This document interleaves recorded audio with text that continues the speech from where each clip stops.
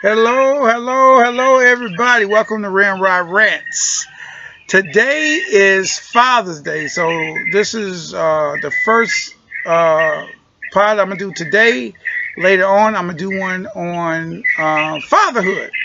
Explain the differences between Mother's Day, Father's Day, and the difference between a father and a dad. I'm gonna do that later. That's something later I'm gonna do. Today, I'm going to be diving into something that I said I would not be diving into as much, and that's politics. Okay. I got a recommendation from one of my listeners that stated that since I bartend on the side, every day should be dedicated to some type of drink. So I'm gonna be starting that next week. I'm not starting that today on a Sunday. I'm not starting no alcohol related show on a Sunday. So if you can reach me, if you want to reach me, my email address is ramrodrants 333 at gmail.com.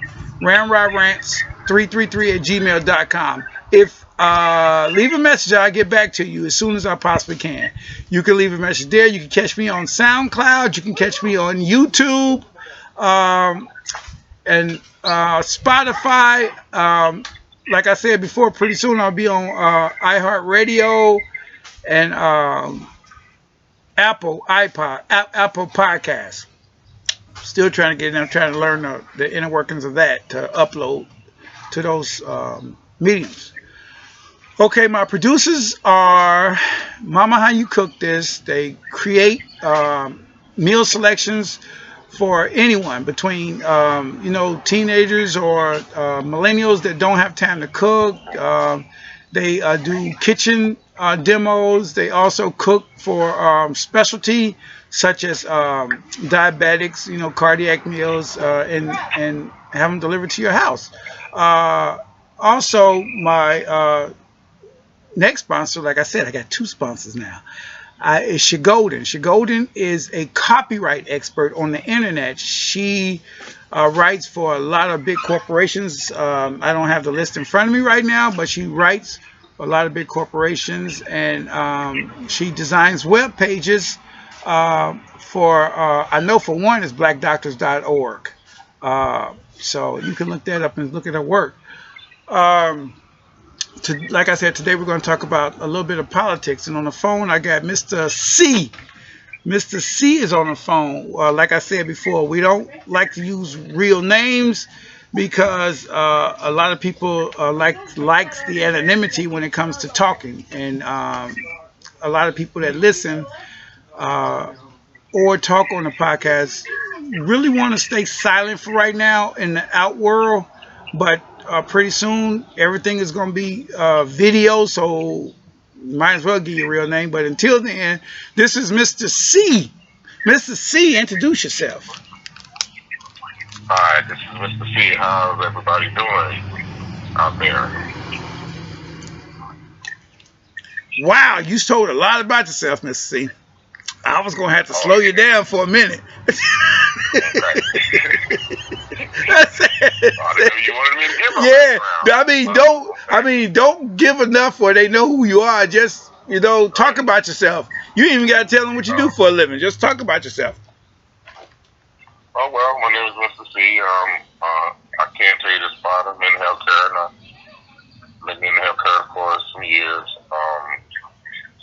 And I deal with both sides of the healthcare industry, the political side and, the patient care side. So that's why I'm here. Talk to my brother, man, Rod, see what's going on. Okay. See, okay. So what we're gonna do is we're just gonna pick some random topics because it's just too much to talk about when it comes to politics. It's just way too much to talk about when it comes to politics. So I'm gonna ask a question to you. And then after you answer it, you ask me a question. We're gonna go and do it like that. That way, it's all spontaneous, and nobody is not a preformed answer or anything. So, I mean, obviously, my first question is going to be: do you think they should start impeachment on the president of the United States? proceedings, impeachment proceedings, or inquiry, what they call it, inquiry on the president?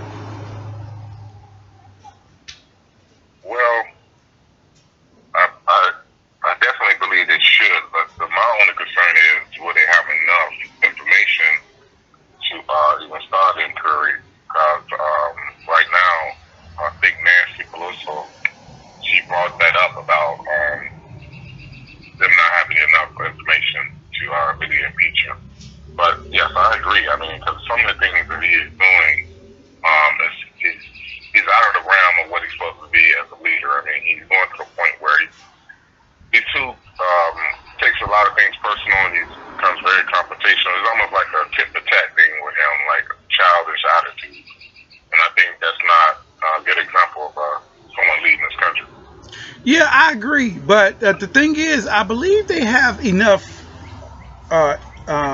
information on them to do it. I believe they have enough information on it to start a formal inquiry. My problem is, will it be all for naught? Because the Dems or the Democrats, Nancy Pelosi, and they can do an inquiry to the end of time. But the problem is, in my opinion, it has to go through the Senate. And the saddest part is about the Senate is that the Republicans there are not going to vote to impeach him. So, I mean, the House could say, okay, yeah, this is what's happening. This is what we found out in the investigation. This was this, and found out everything was true. But it's not going to make it through the Senate unless quite a few Republicans change their mind. And the saddest part about it is I don't think they will, because me myself, this is based on pure separatism when it comes to classes, when it comes to ethnicity, when it comes to nationalities. That's what it's based on. They don't care. They don't give a crap about what he does or what he says, because you know what? He can say it and get away with it. And they're running for re-election. He's saying the stuff that they've been wanting to say for years. And getting away with it, because sooner or later, I'm gonna tell you, sooner or later, if he loses the 2020 bid, then that's when they're gonna start coming out saying that, oh, he was nuts and this and this and this. Okay, but as of right now, his base of he's got what, 35 million people, almost 40 million people, 38% of the voting class now that's on his side, and that's not going to change, because pretty much they like what he's saying. They love what he's saying, to tell you the truth, and it's sad that it has come to this. If you say anything about, oh yeah, you just saying this because you're saying he's a racist, or you're saying because it's, no, it ain't. You know what? He may be a racist. Yeah, but chances are he is a racist. Okay, but he's only against a certain group, because other than that, he's been with almost every nationality there is, or favored a lot of ethnicities. My thing is he's a capitalist. He likes money. And he doesn't have as much money as he keeps saying he has. He likes money, so everything he does is about money. And they said before, if you follow the money, you can find the problem. Follow the money. I mean, it's a lot of stuff he's done that's whether it's campaign finance laws, he didn't diverse from his corporations, his golf clubs. The day he got elected president, the membership in his golf clubs doubled. Now, what the hell is that about? I don't. That's obvious. You know, it's the cost of living one of his towers doubled. I mean, that's obvious stuff. But I mean, that's my opinion.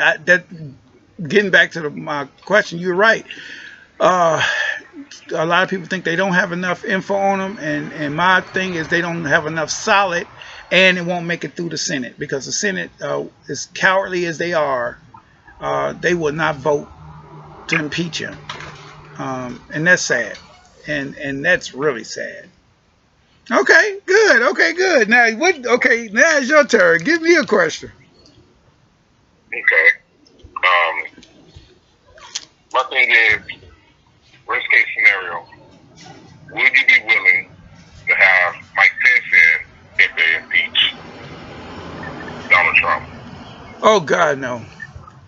Everybody that lives in Indiana, Mike Pence was the worst governor that in Indiana, and everybody, a lot of people in Indiana knows that, and a lot of people in Indiana knows that he was a staunch racist. He was against the people.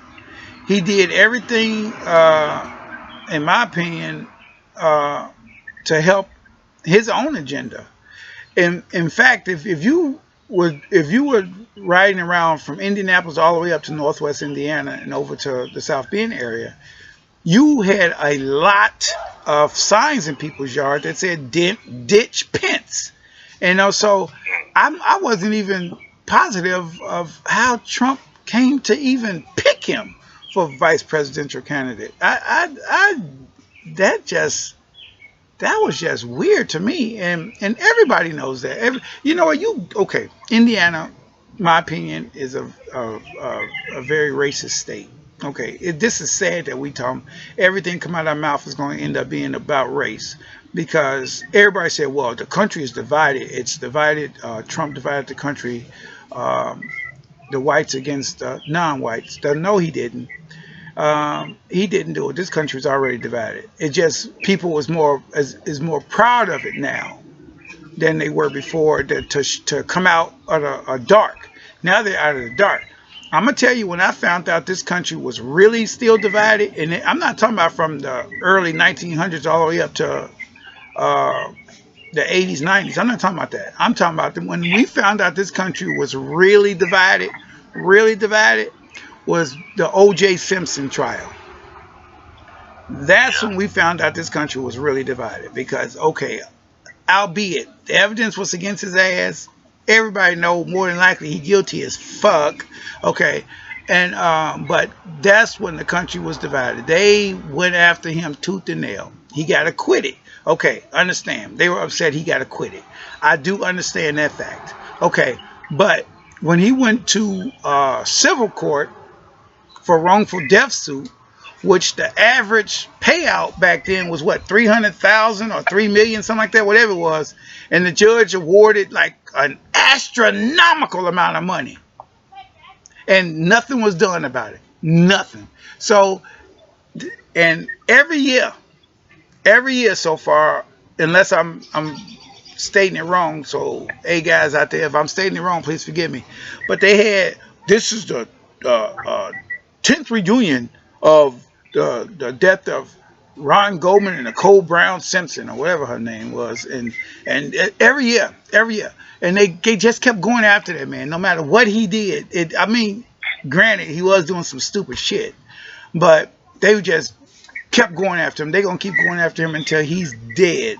They don't give a crap about him no more. And he should have known that a long time ago, running through the airport for Hertz or whatever that car company was. But they just kept going after him. That's when I realized this country was divided. I was in a class at Indiana University, and my professor was so pissed off when that verdict came in. We was in class when that verdict came in, that he canceled class. He was cussing and fussing. Cancel. He said, just go home. And this was a sociology class I was in. So the 2 days later, we had a class again with the same professor, and so he came into class, and so I asked him, because I was this was my like third time through college, and I just wanted to take for another degree. So I went up to him. I said, "Can I ask you a question?" I said, "How can you teach a sociology class in the inner city and be racist?" And he just looked at me. And they said, "What do you mean?" I said, "How can you teach a class?" I said, "Okay." I said, "I understand that OJ got acquitted, but you were so upset at this that you canceled class." I said, "You canceled a lecture because this man got acquitted?" I said, what were you mad at? Were you mad at the justice system? Because the justice system has been unfair for years for African Americans and brown skinned people. I said, so what were you upset about? I said, were you upset at the justice system, or were you upset a black man got off for killing a white woman? I said, we both adults. And he didn't answer. He said, well, I don't want to talk about it. I don't like to bring stuff like that into the university. I said, you dismissed class. You brought stuff like that into the university. Right. I said, technically, I could have asked this question. Exactly. I said, I could have asked this question to the dean. I said, but I didn't. I'm asking you, man to man. Why would you do it? You know, they could never explain why. But that's when I realized that this country was still segregated. And so Trump didn't start it. I'm not going to blame that on him. Trump didn't start it, but he made it popular to come out the closet. He made it safe for the policemen and the gun-toting Southerners and neo-Nazis and everything to come out with no fear of punishment. They have no consequences now. They get off. That's what I believe is going on right now. Okay, so here's my question. I like this. Mitch McConnell. Why do you think he defends everything Trump does and throws it back and say it's the Democrats' fault? Why do you believe that is? The biggest thing is when you have people that have the same sort of ideals, I mean, of course you're going to defend each other. That's what's happening with the whole country now. And the Republican Party is that, you know, some of them have good ideals and some don't. But the thing is, as I hate to pull this card again, is that the whites going to stick together. So in this case, you know, I believe that no matter what's going to happen with that party, they're going to defend their party. So my thing is that Trump is a representative of the party and he's the president of the United States. And going with that is that no one is going to go against him as of now. And like you said, I'm going to refer back to what you said.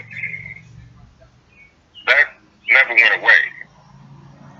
It's just the fact that everybody has the freedom to go ahead and say what they want to say. So right now, they're going to stay on that bandwagon. They are not going to go against Trump as long as he's in office. But like you said, if he doesn't get reelected, yes, they're going to start calling him an idiot and you should have did this and ridicule everything he done. But right now, that's not the case. And the crazy part about it is that I think they're going to act like they're going to try to get him back in there too for the second term. I really believe that's what's going to happen. So whoever runs against him is going to have to, bring it, because the country right now, like you said, it was 40%, almost 40% of the population is really looking at his ideals. It's going to be very hard to change. You're not going to change that. No, you can't. When it comes to politics and religion, you're not going to ever change anybody's mind. Never. And you're right. And now, if you look at the news and the polls and everything right now, especially if you're looking at the internet, it says that Biden is at 53% approval and Trump is at 40%. Okay. See, the Republicans, albeit they are greedy, they are self-serving, and most of the men are totally narcissistic. They do believe in, if you put a poll out saying that this Democrat is so far ahead, Democrats won't get out and vote. They'll say, well, okay, yeah, he's far ahead, he's going to win anyway. And that's pretty much what happened last time. They say, oh, ain't no need to vote because of this. And this is another thing that kind of irritated me about the election last time, is that when Bernie Sanders didn't get the nomination, I think they said 18, 20%, whatever, of the people that was for Bernie Sanders end up voting for Trump.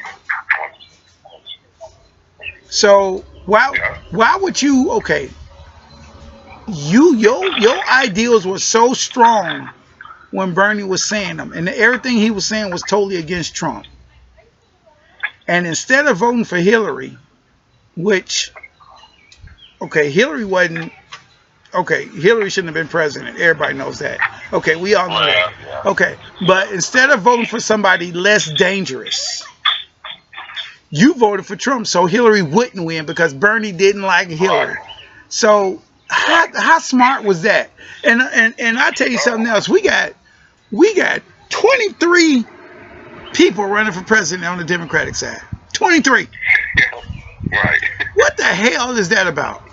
23 Right. people. Half of them I don't even know, and I don't even want to know. But my strategy. Wanted on the vote. Exactly. That's what they do in Indiana when it comes to mayoral candidates. Mm-hmm. They put people on these mayors. The incumbents will put people on the ticket just to water down the vote so they can win. That's what it is. They will put because of this last mayoral election up this way. They put this dude on the ballot who sings and dances on the corner and sells incense. On the ballot, I kid you not. Look it up. They put him on the ballot to water down the votes. Now the incumbent lost, which she should have lost because she really didn't do nothing for the city. And I don't care what anybody says. She didn't do nothing for the city. And I don't care if everybody say, well, the new mayor is not going to do nothing anyway. Okay, so what? I mean, give him a chance. If he don't do anything, vote his ass out. Just like you voted this one out. But get out and vote. Don't come and talk to me about anything when it comes to politics if you didn't vote. I won't listen to you. I'll say conversation's over with. But you got 23 Democrats on a ticket. Okay, right now your front runners are Elizabeth Warren and Bernie Sanders and Joe Biden. Those are your front runners. Okay, everybody is ticked off at Joe Biden for voting for some criminal bill back in the day. Okay, good. Kamala Harris. They said she was the worst. What was she, a prosecutor in California? They said she locked up more of her people than anybody. Okay, so she has to get past that because her record is in the prosecutorial office is not that stellar. Bernie Sanders is he's kind of mean and mad all the time. And all of a sudden they coming out with these allegations toward a lot of them. Well, he was inappropriate toward women. He should drop out the race. Blah, blah, blah. He did this. Joe Biden touched somebody on the shoulder and he should drop out the race. Okay, but you wasn't mad when Trump was talking about grabbing people's pussy. You wasn't mad when he was sleeping with prostitutes. You what? All that didn't bother you. But the Democrats are so scary. Remember Anthony Weiner took a dick pic and sent it to a girl? He resigned because of that. And he wasn't doing a bad job. You got all these people on the Democratic side they will hurry up and jump on their own people before they jump on a Republican. Because, when they started bringing up that thing that Joe Biden, he was handsy and all of this, okay, don't touch nobody that don't want to be touched. I agree with that. Yeah, this happened 4 years ago. He touched me and I felt so uncomfortable. Okay, what did you say 4 years ago? Because if somebody come up and touch me, I don't care if they're in charge of me or not. Keep your goddamn hands off of me. It don't matter. They say, well, if he was your boss, no, you a fool. Because if they were my boss, I said even they can't do anything. That's an automatic lawsuit. You can't. You can if somebody come up and grab me by the crotch. Depending on now if it was Janet Jackson, I say, okay, Janet, you got 20 minutes to get your hand off my crotch. I agree. But workplace is workplace, and you and I work in a place that's dominated by women, and we have to be careful what we say, what we do. It was a girl at work the other day walking around with some stuff on the back of her pants. I couldn't tell her because then she could have said, well, Ramrod was looking at my butt. So she walked around there looking like she's just setting a pile of garbage because no male would tell her she got that on the back of her pants.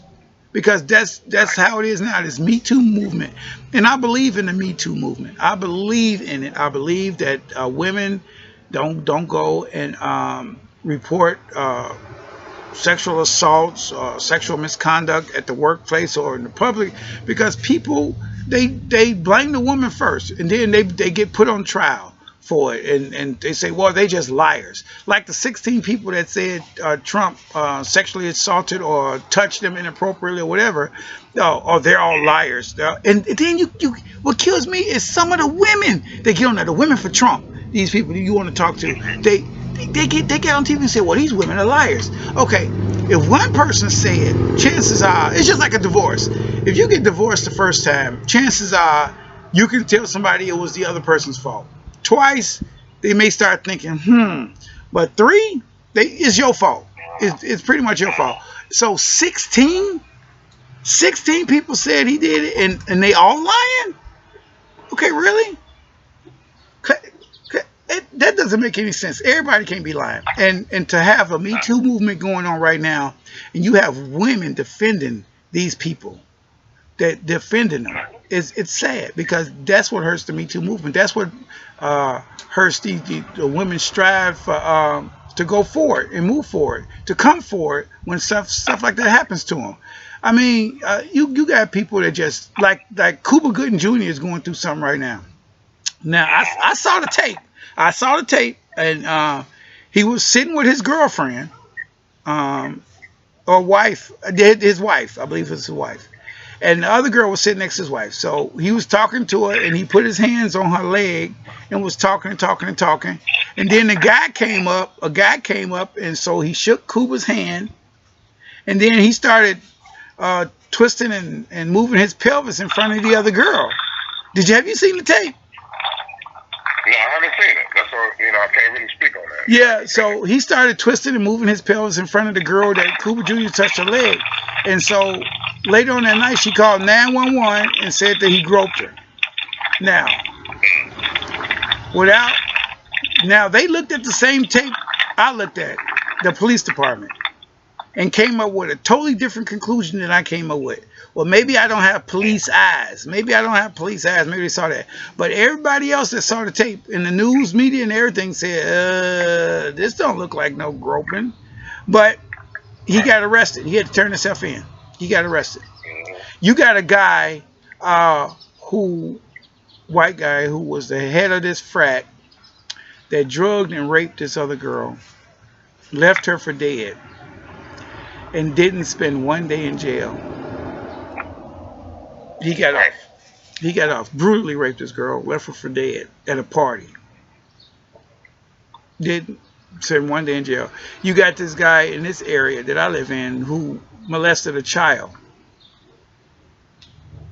Didn't spend one day in jail. Got a few months probation. You got this lady who finally got indicted for killing that brother that lived in her apartment building. That cop that killed their brother said she went to and he attacked her. Remember? Right. Yeah, I remember that. Yeah, she finally got indicted. I saw that on the news today. And how long ago did that happen? Man, many years. You got the Chicago Police Department wanted a federal investigation, a federal probe into Jussie Smollett, because the charges got dropped and all of that. And the Chicago Police Department is one of the most corrupt police departments in the country. I read in the paper the other day, maybe it is the other week, that only 6% of sexual assaults get solved in Chicago. They said if you get raped in Chicago, chances are ain't nothing gonna happen, because they don't solve them, they don't investigate most of them, or nothing, which is sad. Yeah. Because a lot of, we got to realize Chicago is a town that builds up publicity. If it's not going to gain them a lot of publicity or fame, they're not going to go after those small cases like that. And I hate to say that, and that's the way it is. I mean, that's why a lot of people, fall through the woodwork, and that's what's happening with all these type of services. Like, they don't put enough staffing on for the BTL of ads and things like that because that's not popular right now. Just like, in healthcare, whatever's popular, that's what they're going to put their money towards. If it's not popular or making money, they're not worried about that right now. Exactly. And speaking of the justice system, what do you think of Attorney General Barr?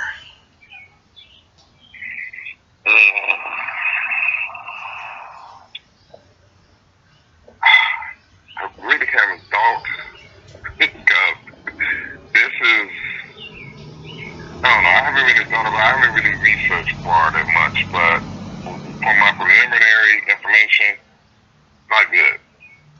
I'm just not getting a good vibe. I mean, I don't know, I just don't get a good vibe. And I can't really explain too much on it because, like I said, I haven't really got into any research on this individual or anything, so. Well, I've been keeping an eye on him. And he's done some things that are just not right. Okay, he wrote this 16-page letter or 19-page letter, whatever it was. It was in the teens, defending Trump and saying that investigation was bad and that you can't indict a sitting president, blah blah blah blah blah. Pretty much an application for employment. So they gave him the job. Okay. Once the report was out, he took a while. Now he put out a preliminary finding in 4 days, 3 to 4 days. Now he said he read the entire report and everything, so he put out preliminary finding, which they found out he didn't read half the stuff he said he read. Okay, so when he had to do their redactions, it took him a few weeks. Okay, did all of that. Before he released the redactions that morning, he got on television, had a press conference, and stated that the president did all he could. He didn't find anything wrong. He cooperated with the investigation fully, and he was an open book, blah, blah, blah, blah, blah, which turned out to be all, they said, misleading or misinformation. See, the thing that I hate about our news people is they scared to say lie. He just straight lied without consequence. He just straight lied. Okay, so when it found out that he just straight lied about it, they still ain't doing nothing. All they're saying is, well, he lied. So what are you gonna do? We're gonna have a hearing on it. What the hell's the hearing gonna do? Everything you asked for, you ain't getting. So what are you gonna do? It's just sad. They know good and well there's nothing you can do to them. There's nothing you can do to anybody. The president has claimed executive privilege over why there was a question about citizenship placed on the census. How on earth can you put that under executive privilege? And the saddest part about it, you got people that they know you can get on TV and say it's raining outside because God is watering his garden to people and to a certain group of people, and they say, oh yeah, no, that rain ain't coming from the cloud because the president said God is watering his garden. That's why it's raining. And they'll believe it no matter what. Whatever the first story get put out, that's what people believe. Just like at work, when I tell people, okay, if something happened, make sure you sit down, create an email, send it out to these entities, explaining step by step of what happened. Because if you were in the right, sit down, write the email. Because the person that was in the wrong, if their story hits these people first, they don't care if you was right or wrong. They're going to compare your story to the first one they got. That's what happens. It's sad to say, but that's what happens. And Barr knows that. He knew that from the beginning. And that's how he's strategizing. And there's no consequences for what they're doing. I mean, I'm not saying Republicans are at fault 100%. I'm not going to say 100%. It's pretty damn close, but not 100%. But the Democrats are scared to do certain things. Should they start an impeachment inquiry? Yeah, I think so.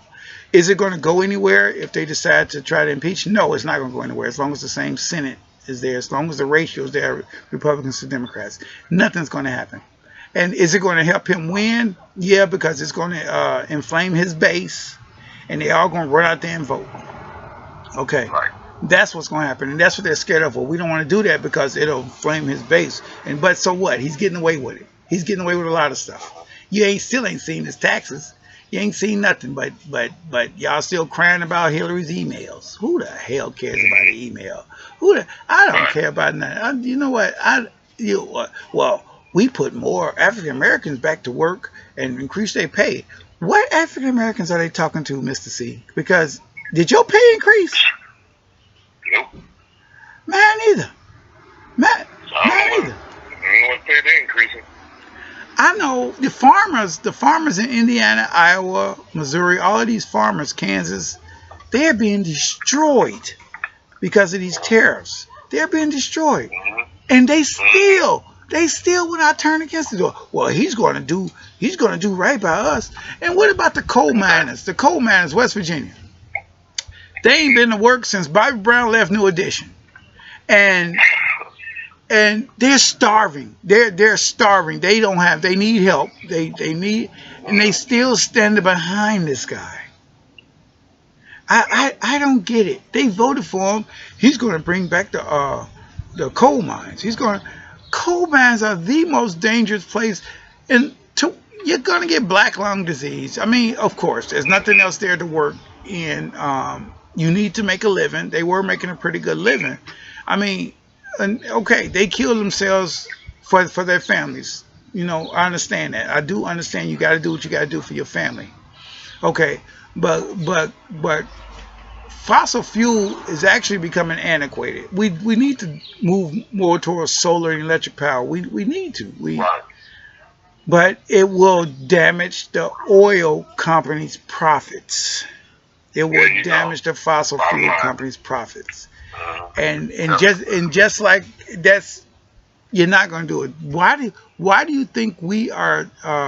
They kissing up to old boy that killed Khashoggi, that ordered the killing of that reporter, dismembered him with a bone saw, and we still kissing their ass. We still kissing North Korea's ass. Why is that? We kissing Russia's ass. Why is that? Why is that? Why did we allow him to call Africa a shithole? Right. Because the thing is that he's benefiting from all these other countries. In other words, they're in cahoots. And that's what I'm saying. That's my whole thing. Even if we prove that he's in cahoots with them, they're not going to do anything about it. Nothing is going to be done. Because they're not going to, they can't agree on shit. It's been 2.5 years and they haven't even came up with anything to save these dreamers. You know what? These people have been raised here for the last 20-25 years or so, graduated college, got good jobs. They ain't doing nothing to protect them. It's sad. And I read a book. I wish I could remember the name of this book. I hate keep bringing up stuff that I can't remember the name of the book, but it said that the abortion right, the reason they're going so hard against it is because 60% of the abortions yearly, 60% of the abortions are performed or being done on whites. 60%. Now, they don't care about the 40% that's being done on blacks and Hispanics and stuff like that. They don't care about that shit. But 60% are being done on whites. And pretty soon... Yep. And pretty soon that the minority is going to overtake the majority in population. That's why they're so strong on this abortion bill. It's all based on race. Racism. Now, find you somebody who's staunchly pro-life. Find you somebody who's just pro-life. Find you. Anybody that talk about pro-life, that have stickers on their car or whatever. I've asked about 8 people in the last 2 weeks. I've asked hundreds of people over the last 6 months, but I've in about 8 people in the last 2 weeks.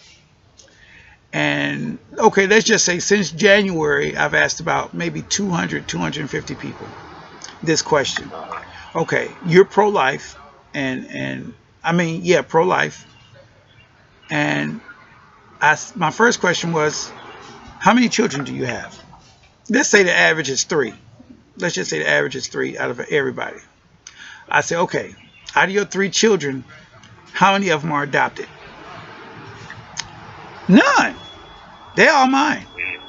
I say, okay, well, how many foster kids do you have? None. I don't have any foster kids. I said, well, do you big brother, big sister, anybody? No. Why should I do that? Okay. So you get where I'm going with this? You pro-life. You pro-life. But you're not helping the situation. I mean, there's not even a clause in there for rape and incest. That's right. Yeah, that's crazy right there in itself. Yeah, and a 6-week, the heartbeat bill at 6 weeks. Most people don't even know they're pregnant at 6 weeks. Right. That's why they did it. And what's her name? Tiffany Haddish. She just canceled a concert that she had in a comedy show that she had in Georgia because of this. Yep. I mean, you just find somebody that's pro-life. If you find somebody that's pro-life and they adopt or foster parent children, okay, I'll applaud them because they're walking the walk and talking the talk. I applaud them. But I haven't found one yet. I have not found one. Most of your foster parents, a lot of them comes from inner city people I've seen. That's my experience and my experience only. It's inner city people that are pro-choice. Or grandparents raising the children. Or, the aunts and uncles and stuff. But I haven't found not one yet. I'm still searching. A lot of people don't want to say whether they pro-choice or pro-life. But if it just happens to come up in the conversation, I ask that because you introduced the conversation. I'm going to ask you your those questions, and I believe even Catholics that are definitely against any form of birth control, and they are pro-life. I've asked everyone I've asked. Okay, and a lot of people say, well, what the hell has they got to do with the price of tea in China? No, it's just something that came to my mind to ask if they adopted any kids or if they foster parent any kids. And I'm not talking about no damn kids that you sponsoring a kid from a third world country. I'm not talking about that. And so don't everybody say, well, I sponsor kids in third world country. You spend $1 a month or whatever it is, whatever. Say if a dollar a day can feed 14 families, how come we can't do that over here? Right. So a lot of people hungry over here.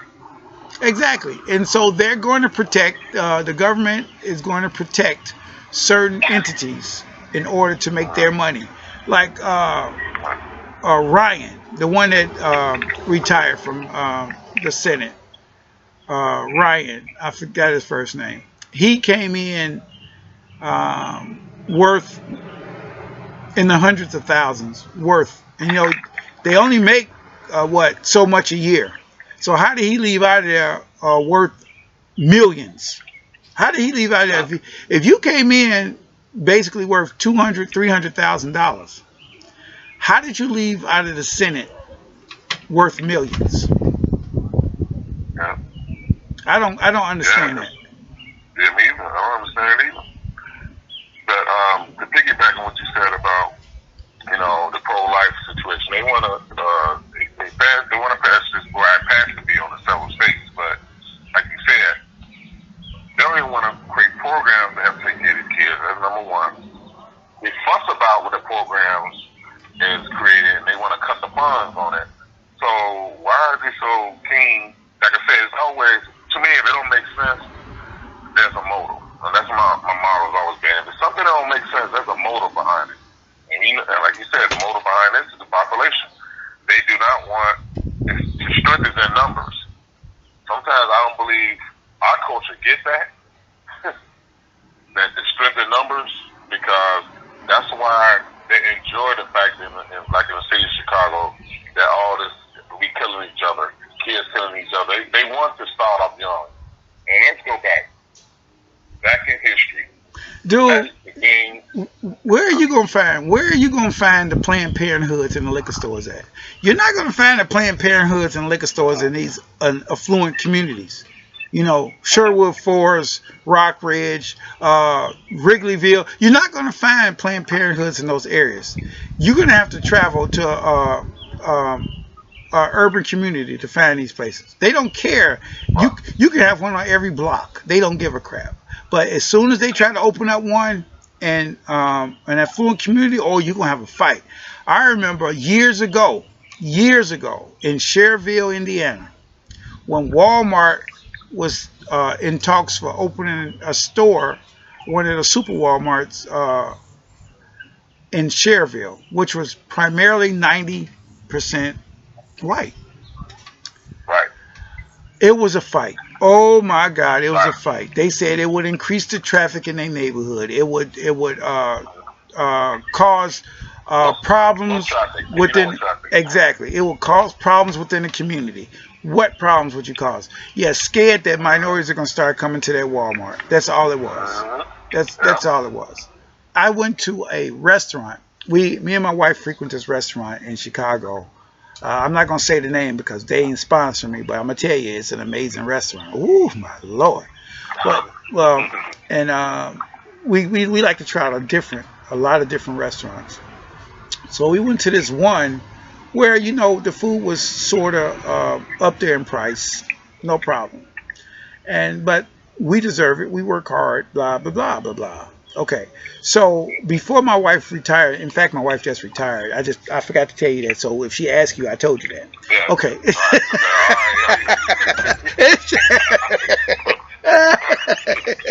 Okay. She I'm gonna stick with you on that. okay. She took her staff out for lunch at a restaurant that's similar in Indiana, and it's still kind of pricey. Uh, and Chicago's prices and Indiana prices are different. But this restaurant, that's the reason I brought up Chicago. The restaurant here is very pricey, just like the one we love in Chicago. But obviously, she wasn't going to take him to the one in Chicago because, no. So she brought him to this one. Okay. And it was a lot of, most of her staff are African American. So they went to this restaurant and she said, go ahead and order, what you guys want. And she gave them a limit. So the one girl she said, my wife said, well, when my husband comes here, he orders the stuffed lobster, stuffed with crab and shrimp. And so she said, ooh, I'll take that. She said, well, that says market price, young lady. You better check on that price. And so the waitress came to the table, server. What do they like to be called now, waitresses or servers? I go off on tangents sometimes. I say server. Okay, I said, because I don't want to disrespect them because they, well, server came to the table and she asked, how much is the stuffed lobster? And the young lady said, oh, market price today is $125. And so the young lady said, oh, no, never mind, I'll have something else. And so after the server left, this young lady asked my wife, wait a minute, I thought you said your husband orders that every time he comes here. She said he does. She said, he pays $125 for a dinner? She said, yeah, why not? He deserves it. He works hard. They couldn't understand the fact that, okay, that money I pay for a dinner. And I said that to say, as a community, in our community, how we are too jealous of each other to get together. An oxymoron, one of the greatest oxymorons there is black unity. Now, don't get me wrong. There are some groups out there that's doing a lot for our community, a lot, and I try to do a lot for the community as well. But even at work, when I got promoted at work to upper management, to administration, I didn't have a problem with. But believe it or not, I had no problem with anyone else, but us. Right. But that's neither here nor there. I don't like talking about work. But we are. This one lady told me one time. It's like they want to get ahead, but they don't want to see anybody else get ahead. And so until we do that, Crabs in the barrel, man. Yeah. Now, like I was talking about the African Americans running for president, Cory Booker. I actually like Cory Booker. He's always mad at something, but I actually like what he's talking about. But he has no chance of winning.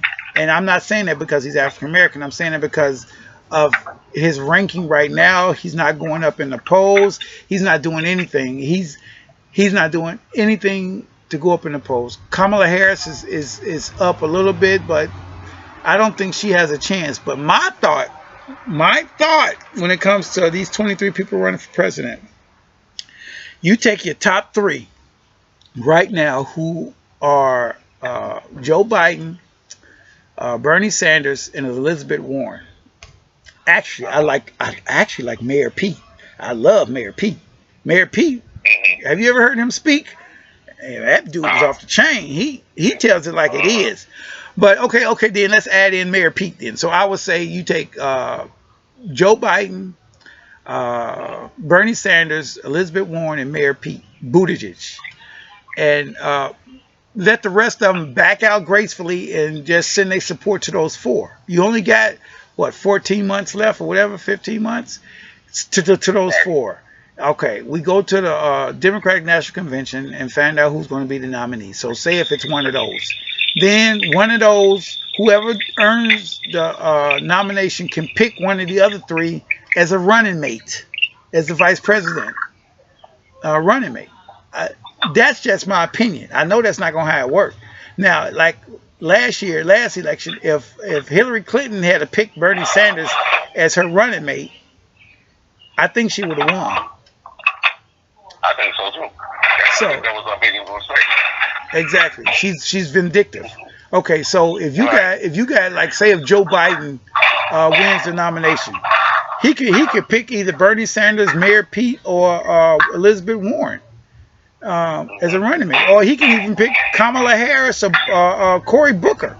He could pick one of the people that's in the field already as one of his running mates, and I think with Kamala Harris, I think with her approval percentage right now, married to Joe Biden's percentage or to Sanders' percentage, will put them over the top. Anybody from Cory Booker on up will put them over the top, and that's what they should do. But nobody does that. I don't know why they don't do that. You know, just get them in there. But until the Democratic Party, and this is just not a certain race or ethnicity in the Democratic Party, until they can get together and quit jumping on each other worse than they jump on the opponents, we're going to keep losing. We're going to keep losing. We're going to, he did this, he did that. We're going to have a hearing on this. We're going to have a hearing on that. No, we need action. I was told a long time ago, this one guy told me, he said, do you know why the whites get more done when it comes to civil matters or legal matters or political matters than the other minorities? And I said, I would love to hear your opinion on it. What is that in the background? Are you like...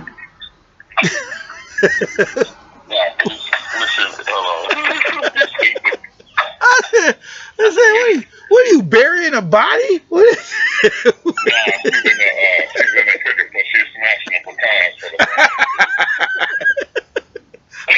tell Felicia I said, hey. Yeah, she told me to tell you happy Father's Day too. I was just waiting. Okay. Towards the end. Yeah. No problem. Okay, yeah. And I said, I would love to hear your opinion on this subject. And they said because we go to our senators and congressmen. We write letters to the senators and congressmen. And everybody else on the other side goes to their pastor. And I couldn't say that they were wrong. I honestly was waiting because I like to jump on people when they say something wrong. But they're right. They're right. I know so many people that I know a couple, and I don't even think this is off subject. This is not This is not a tangent. Who was having horrible problems in their marriage, and they went to their pastor to help try to fix it. But the problem was the pastor was the one cheating with the wife. Don't give advice. So This cat didn't know. Are you serious, though? This dude did not know that the wife was cheating with this dude until it was too late. Crazy. Till it was too late. So I mean, he was right. I mean, politics in without us diving into anything too deep today, it just that was some of the things that was on my mind. Nancy Pelosi, I believe, is right, and what she's saying is that we do have enough information, but it will not make it past the Senate. So why even start? It'd be a big waste of time. I do believe that. And a lot of people say, well, if we wait till the election and whether he win or not, he got away with this. Okay, he's getting away with it now. He got away with it when he got elected, when he said I could walk down the street in Iowa and shoot somebody and still not lose a vote. Right. And late, crazy thing is, we still got more years. exactly. Then you got they're comparing him and Melania to JFK and Jackie. Dude, it's just sad. It's just sad. I don't know. And the saddest part about it, I'm gonna tell you. Before he became president, I didn't have anything against him. I didn't. I did not. He was messing with, he was a capitalist, like you said. Exactly. I didn't have nothing against him. This country built on that. Exactly. So, I didn't have nothing other against people him. first.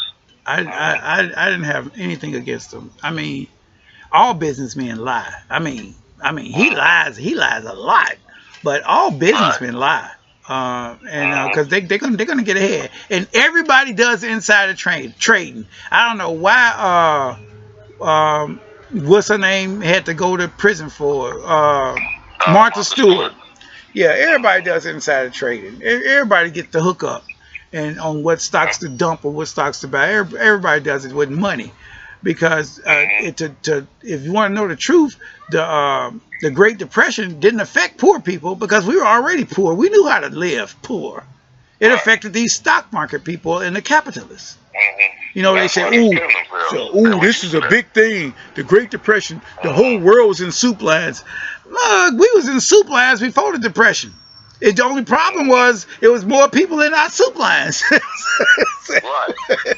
We gotta get there early because Johnny Worker is in there. Right. We know how to live. We know how to live poor. That's what it was. Your boss is not on the super line with you. That's what the problem was. Exactly. We knew how to live poor back then. We knew, and then back then, and even though I don't eat pork or anything like that, certain parts of the animal they was throwing away, and honestly, the minorities, whether it's Hispanic, Chinese, all these people in the country, African Americans, all these people in the country, they knew how they ate the parts of the animal these people was throwing away. Remember the intestines and the gizzards and all that. They ate that. They've been eating that, and they were getting it for free because they would go to butcher shops, and the butchers would give it to them for free because they were just going to throw it away anyway. Until they found out just how many people was eating it, right, and started charging for it. Here's the thing, right, and that's what it is. Then it become a delicacy. Then. Oh God, yeah. Oh. Yeah, they become a delicacy. This ain't no delicacy. They've been eating this stuff. I mean, this is stuff that you've been throwing away. Then you find out there was a need for it. Now it becomes a delicacy. That's what kills me with that. Exactly. And charge for it. Dude, because I'm going to tell you something right now, and this is totally off the politics subject. Have you seen in grocery stores, okay, I'm just, this is going to sound horrible coming out of my mouth, but a lot of African Americans eat wings, chicken wings, fried chicken wings. Okay, who else loves chicken in this world? Everybody. Okay, but chicken wings have become the go-to for a lot of minorities, African Americans, even whites.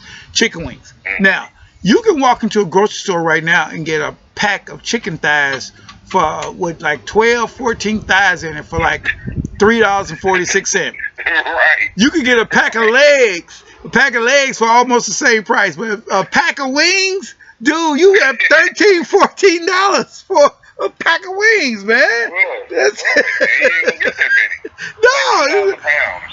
Like, damn. Yep, and that's what it is, man. And they charge for what we demand, and they know what we're going to eat. They know we like to eat, and they charge for it. The chitterlings, or the chitlins as they call it, they went way up in price. They went way up in price. I mean, charcoal is for barbecue, and everybody likes barbecue.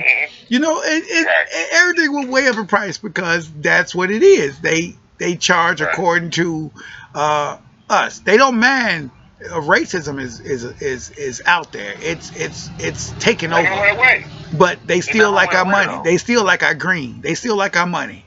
And you go to these affluent communities, the gas is even cheaper than it is in the hood. You know, it's sad. But that's what they do, man. It's wild. And, I got this lady down the street from me that last year she was selling eggs. She got chickens and goats and stuff like that, so she was selling eggs for $3 a dozen, which I don't mind paying $3 a dozen because, you know, they farm fresh, right? That you can still see the chicken right there that laid it. You can still see that. So, and this year, because we used to go there, we sent everybody to get eggs because there's something about those fresh eggs. A lot of what I found with cancer patients, a lot of cancer patients couldn't eat eggs for some reason. And a few of them that was eating these eggs, and I know for a fact, for one of them was true, that they could eat these eggs without getting sick. And it was just amazing. So we going out getting eggs. This year, they $7 a dozen. I went down there and said, hey, how you doing? $7 a dozen. Damn. 7. I said, that's okay. That's okay. We'll just do it without eggs, and I'll find me another. I'll find me another farm. Well, I'm not paying $7 a dozen for an eggs, and you no. I'm not. And these were the ugliest eggs in the world, to tell you the truth. Even when I was buying them before, they was all lumpy and bumpy, but they were so good, dude. They were so good. But yeah, and I found myself lately going down to Amish country to get a lot of like my milks and cheeses and butters and stuff. Fun because everything is still handmade, and it's actually pretty good. And I was talking to one of the ladies from the Amish store, and she told me, she said, you know how you can tell real butter from fake butter, sir? I said, no, enlighten me. I like useless information. She said, real butter, did you know you can leave that out on a calendar on a butter dish and it'll never go bad? You just open it up, grab some, spread it on your bread. Yeah, that's what my mom did for years. I said, wow. I didn't know that because I like to shove stuff in the refrigerator. I mean. No, I put mine out. I said, I didn't know that. And that was a few years back. And I said, wow. So, you know, it's pretty cool. I like learning new stuff. And it was right. Because I hated using the butter from the fridge because you had to wait till it get to room temperature or they tear up your bread. Yeah. But now, shoot, you just open up that butter dish and take a pat and smack it on your bread or whatever you. I love it. And so it's stuff like that. You learn something from it from everybody. And getting back to topic sentence is that we are not going to advance as a people until we can get together and come together as one and fight for our right to exist. That's pretty much what it is. And we shouldn't have a bunch of men in government telling women what they can do with their bodies. We shouldn't. And as long as you have women that's standing behind these men that's doing it, that's it's horrible. And you know what? I watched this series on Hulu that I honestly think that's what this government wants. Is it called Handmaids? Have you watched that? Yeah. Me and the missus was just talking about these. I'm gonna go back and binge watch it because I was seeing some of the stuff like previews. I was like, you know what? I'm gonna look into this one because I was like, I think this is gonna be based on some stuff that they need to know information for me because I'm like you. I like to learn new things. So I was like, you know what? I'm gonna go back and watch this. So yeah, that's on my radar. Definitely. Yeah, it's very interesting because women had no say so. Women have no say so in that era I guess whatever caused some women to go barren or sterile, so to say, they couldn't have children. So that's where the handmaids were developed, and Right. so it's women had no say in nothing at all. Right. So it's kind of interesting. I think that's what they want to head to keep the women barefoot, pregnant, and in the kitchen or in the bedroom, either or. Right. But wow, that was a very interesting series, though. I liked it. But yeah, Right. we it was a pretty good conversation we had. I liked it. I Right. liked it a lot. So you got anything else to say? Before we, yeah, before you end, let me go back to when you was talking about the executive order and all this for the president. You have to understand the Constitution probably already had when they wrote the Constitution. I know they put some stuff back in there that they can use, they can revert back to if they really have to. And I think throughout all these years, there was no president that was even considering or even thinking about cone toothing the Constitution to use in their benefit. Just like I said with, and I'm bringing up race again, with the Ku Klux Klan. You know, I always had a problem with, they talk about Christianity, they talk about the Bible, but people take stuff out the Bible and extract what they want to use it in their favor. And that's what I believe the Constitution has something in there somewhere that you can use in your favor. So that's all Donald Trump did. He was brave enough. I ain't gonna say, I don't know what you're gonna call it bravery, but crazy enough to go in and say, you know what, I'm going to do this because I want to do it.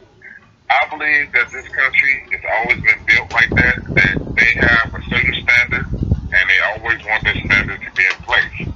The forefathers already decided that. Why you don't think the forefathers, not forefathers, why you don't think the men of the country now trying to make the same decisions for women like they did back then? Stuff don't go away. Oh no, it doesn't go away. It doesn't go away. It falls back into the shadows, so it's time for it to come in the light again. Right, and that's what it is, and that's what this country has always been based upon, and people have to realize and understand that you can be stupid if you want to, and not realize it, and have this little fantasy in your head. How things, I know how you want things should be, but that's what the way things going to be. I'm not saying don't give up, don't fight, because, that's the way it's going to be by since I'm fighting, because that's how some people have in their head about voting. Oh, what's some people? They can put in there who they want to anyway. No, you still got to put forth the effort, because of the fact is that if that's what they want you to do, they want you to revert back to that, where you don't care or you don't have that voice no more. If we revert back to that, it's going to get worse than what it is now. Exactly. And that's what I'm trying to tell the younger kids is that you all got to take this serious. Any movement that ever started with the young generation. Exactly. It started with the young generation. And exactly. They got to get on board. They got to get on board and realize that, hey, this is your country too. You got to do what you got to do. And I'm going to go into the college thing. It's a political thing to me too. What I notice is they keep saying tuition keep going up, going up, going up, going up. The curriculum hasn't changed. Kids coming out dumber than they was before. I mean, there's nothing. In other words, the curriculum hasn't enhanced the skills. The curriculum is just the status quo. And I'm finding out that a lot of kids are coming out with these advanced degrees and actually got these huge loans, college loans, that they can't find jobs even paying. Exactly. And most of your jobs, and I tell people all the time, you have to make yourself marketable. Okay, if you're going to college for HR or any type of business, what they should tell you in college is that when you finish your bachelor's degree in business or HR, find you an internship someplace, because you're not going to get hired with that degree with just a bachelor's. You need a master's. You need an MBA. You need a master's for anything you need. Find an internship. Gain some experience. Make yourself marketable. Keep going to college until you get your master's. I know most of us African Americans can't afford to stay in college that long, because we have to work and everything, but we have to figure out a way. You have to make yourself marketable. You when you go for a job interview, you have to be better than the person next to you. You have to be. And if you go in all of these jobs, the way that they filter us out is that we have no experience. We can go in there with an MBA and 2 bachelor's degrees in the same subject, but if you don't have 1 day of internship in that thing that you're trying to go for, whatever business it is, whatever entity it is, and the person next to you just got a bachelor's degree but got internship, guess which one they're going to hire? Yeah, exactly, because you need some experience. The colleges should teach these people you have to make yourself marketable. This degree don't mean nothing anymore. Nothing. At first, it used to be you need an associate's degree for something. Okay, now a lot of, and this is going to go back to race. A lot of African Americans and Hispanics, and they wouldn't get their associate's degree. Then they say, okay, and bachelor's degree is preferred. That's the word that they started to use, preferred. So then a lot of African Americans, Hispanics, minorities started getting their bachelor's degrees as well. Okay, now it's master's degrees preferred. So and as soon as enough of us get our masters in certain things, they're gonna be going for special certificates preferred, doctorals, candidates preferred. I'm telling you, it's going to keep going up because sooner or later they realizing that we cannot keep going back to school because we can't afford it. Right. That's what that's. And the other thing also, right. And another thing is that I always think about is, okay, when they talk about experience on the job, majority of the time, they're going to train you the way they're going to train you. So I had thought about back in the day when, in Toyota Field, they had on-the-job training, OJT, that's what we used to call them. Majority of the jobs, if they want to really give equal opportunity chances for everybody, I believe they should go back to OJT, where they give you, like they gave you your 30-day or 90-day probation. That's your 90-day probation period anyway. If you don't do good, they get you out. Yeah, get you out. On day 89, get you out. Get you out. But the thing is, the job market wouldn't suffer. Exactly. And but the thing is, though, we have to realize, and a lot of people don't realize, that certain people have to be 10 times better than the person they're going against. Okay. And yeah, you just have to be. You can't go into a job, I'm going to do just enough to get by. You can't. You have to excel. You have to shine above everybody in order to keep a job. If you want to advance in the job, you have to shine above everybody. That's not part of my job description. That's not part of my job. I'll leave if they do that. I'll quit if I do that. Well, really? I don't want to work in. I heard somebody told me they had a college degree, no job, living in their parents' house. And they said, well, I don't want to work at Walmart. I got a degree. I said, well, where are you working at now? Nowhere. I said, so what you need to do is get a job, earn some money, and keep looking for a job. I said, there's no job beneath anybody. You got to do what you got to do. Well, I'm not married. I don't have any kids. I said, yeah, but your parents are still taking care of you. I said, you got a degree, but you're still living like a child. I said, get a job, don't matter where you work. I said, if you get a job at Walmart, okay, stay there until you can get something better. I said, stay there till you move up. You got a degree. How many people at Walmart do you think have degrees? If you got your business degree, you can move up quicker. I said, go in there on the ground floor and work your way up, learn every department. But they think it's too beneath them. I'd rather get assistance. Okay, whatever. I don't give a crap what you do. How many kids? You just ask a young lady. Well, I'm on assistance. How many kids you got? 3. Well, why don't you go back to school? I ain't got time to go back to school. Well, where do you work? Nowhere. So why don't you have time to go back to school? You got a computer sitting right in front of you. You can do school online. But you got to go through that shit. I mean, I don't know. You can't talk to these young people nowadays. You can't, because it's all about quick money and fun. Yep. Right. That's what's going to lead you to a life of despair. They don't understand that. Because nothing is going to be given to you. After a while, if you don't have the public assistance, what you going to do? You have to make a move. So my thing is that public assistance, they give it to you, but they're not, you can't live off that forever. No, you can't. You can't. But they'll try. What you think is going to happen? Oh, yeah, try. But my thing is, why would you want to just live at a certain state in your life? Exactly. Comfortable renting a house. You're comfortable renting a house. Okay, you're giving all of this money every month to somebody, because you're comfortable renting it.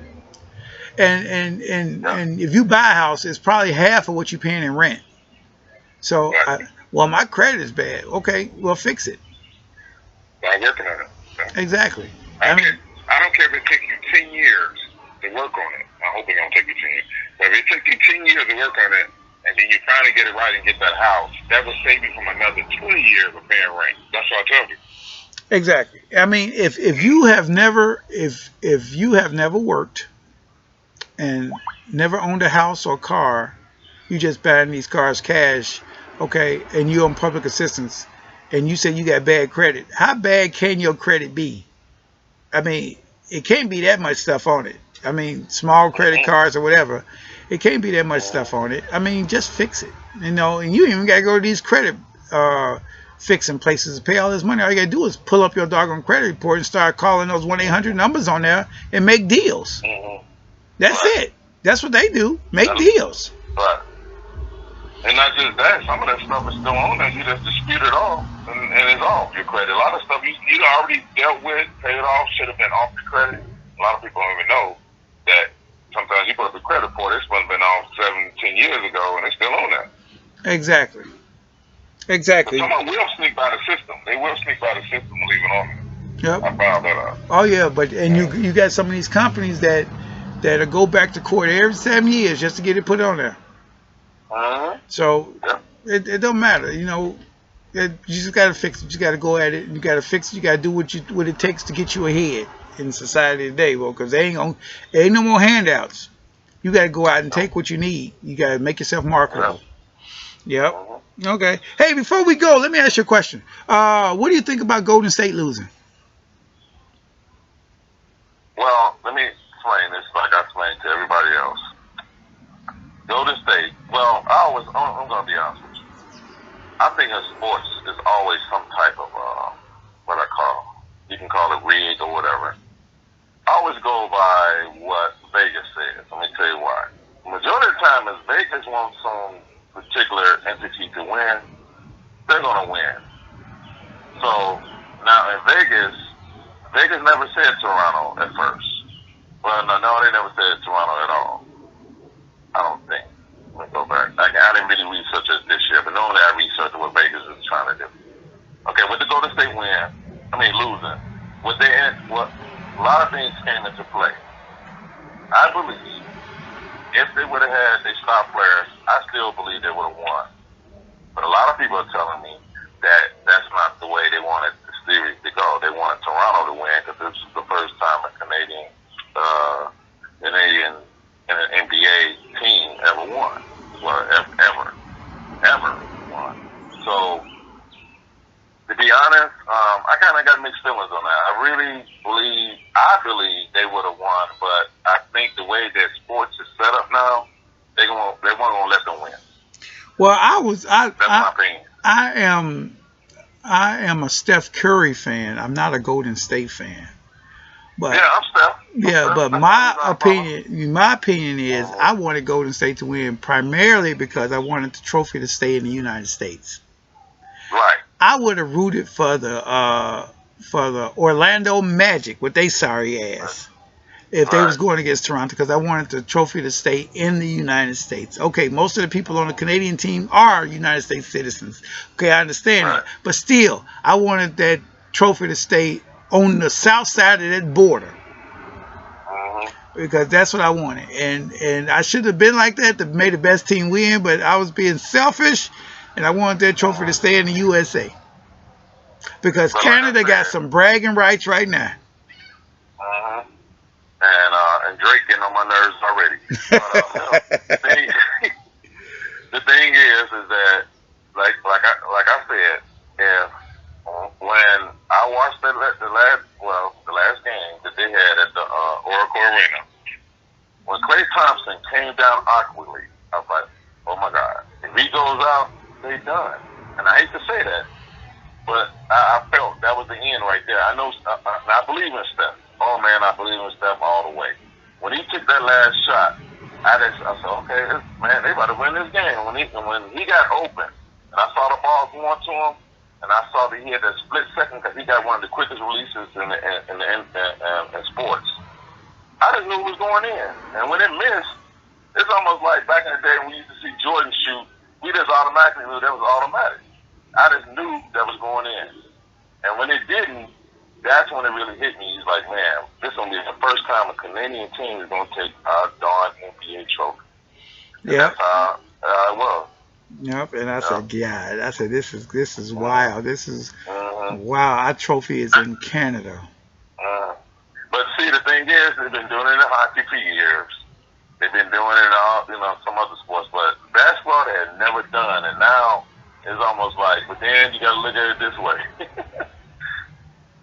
Majority of the players are U.S. citizens anyway, so that was the only way they probably was going to get it anyway. It's not all kind of Canadian.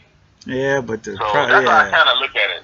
No, it's still up there. It's still up there. They still got our trophy. Yeah. They still got our trophy. That's the way I look at it. That's kind of disappointing, but I got basketball and football. I gave up boxing. I gave up. That's just horrible the way it's rigged now. So I got basketball and football. That's pretty much what I got. And it's politics in boxing. Oh, good Lord, boxing is just sad now. So, okay then. Well, thanks for coming. I'd like to thank my sponsors, Mama How You Cook This and She Golden. And don't forget, we're going to do a Father's Day theme later on today. Okay. I'd like to thank Mr. C for coming in, talking to us. And if you want to reach out to me, comment, remember it's RAMRODRANTS333 @gmail.com. You can look it up on YouTube or SoundCloud. Thanks a lot and happy Father's Day. All right.